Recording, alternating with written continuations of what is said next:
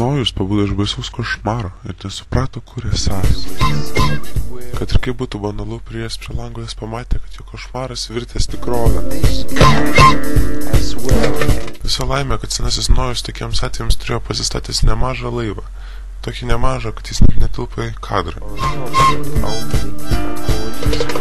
Vos už pusės valandos žemėje tebuvo vienas didžiulis vandenynas, o laivas su Nojumi ir visais pasaulio gyvūnais plaukė nežinoma kryptimi. Tačiau mokykloje Nojus nesimokė fizikos, o studijuodamas praleisdavo labai daug laiko vakarėliuose, todėl net nenutuokė, kas atsitiks. Šiukšlės, viena po kitos, veikiamos Archimedo jėgos kyla į paviršių.